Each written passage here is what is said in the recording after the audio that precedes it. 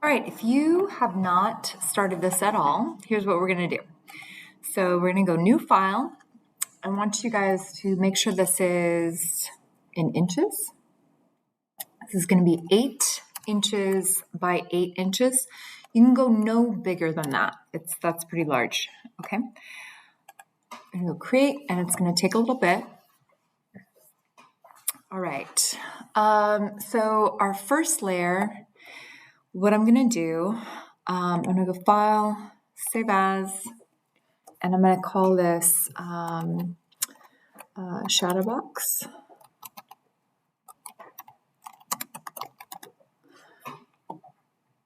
Okay. Save it as 2020. It's all good. Okay. We're going to go to place, and I'm going to add this file that I have as a Egypt file. Found this kind of interesting Egypt Shadowbox right here. Okay, and let's just put this up at the corner where it says intersect.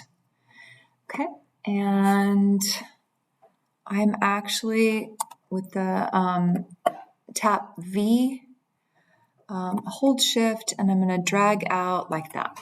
Okay. I'm going to double click this back here. Actually, go right click, and so whatever your picture is, I chose this one because it's already a Shadowbox, and I thought it would be easy to trace. So I'd highly suggest, if you don't have one already, pick one that's already a Shadowbox. You see it's not 8 by 8. I'm going to go smaller than that. So I'm going to go edit artboards. I'm going to grab this down here and bring it all the way up until it's right at the bottom. Okay, I'm going to go Control 0, so that kind of zooms into this space. All right, at this point, I'm going to add some layers. Okay, so my first layer, I'm going to name Image. Okay, like that. I'm going to go plus and add a layer on top, and this one is going to be front palms. Okay, ears is going to be different, of course. I'm going to start tracing this and using a stroke that's really, really kind of a hot color. Let's see. Okay, I'm going to use let's do a real hot yellow, okay? And no fill, double click that, no fill, okay? And I'm gonna do, okay, so I'm gonna start tracing this around here. I'm actually gonna go Control plus, and grab and move over here, and I'm gonna lock my image right here. And then I'm going to start tracing this. So click and click, click, click. We're going all around, okay? Yikes. But anyway, I'm going to spare you the boredom of watching me trace this. I'm just going to start tracing all the way around here. Actually, I'll show you what to do in that case if you do something that you don't like. And then I'm going to connect, okay, like that. If you do something like that where you don't like it, I'm going to grab this and drag that one point over here, okay? And just keep tracing, okay? Just keep going. All right, so I'm going to do that, and I'm going to trace that whole layer and then come back. It's just another piece. You'll see right here as I'm tracing through, there's a section that has a curve in it, okay? These curves, and it's fine. What you're gonna do is click on this guy, which is the curvature tool. Okay, so click on that guy. And then you go kind of in between and click and hold, and you can bend it into a curve. Easy peasy. So we're just gonna go through and kind of make the shapes that are more curved. Adjust things as needed because not everything is straight, obviously.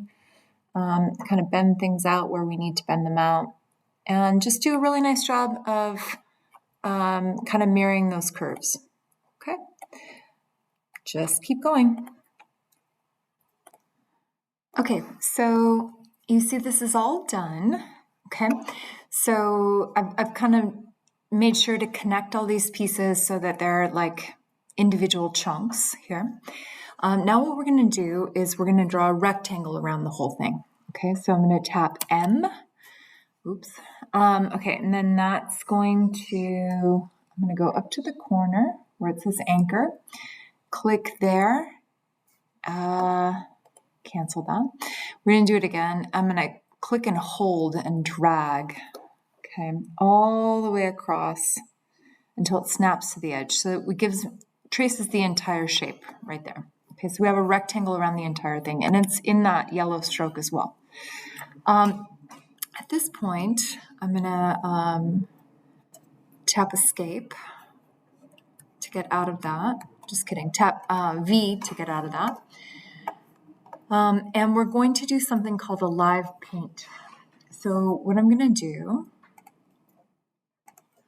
okay, so what we're going to do, go Control 0, and then we're going to go Control A, which selects everything in that, okay? And then we're going to go up here to Object, and go Live Paint, and Make, okay? Now what we're going to do is press K, okay? And that gives us this live paint bucket, okay? And what we're going to do is go up here to Fill and select that guy. So our live paint bucket now looks a little different.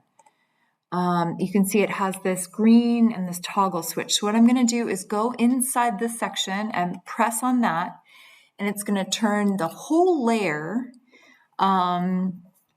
the yellow color, okay? So that layer is done. I'm going to press V, get out of that, and I'm going to lock that layer. Now I'm going to turn it off because it's going to be easier. Okay, turn that off. I'm going to add another layer, and I'm going to say back palms. That just, name it something that makes sense for your drawing. Okay.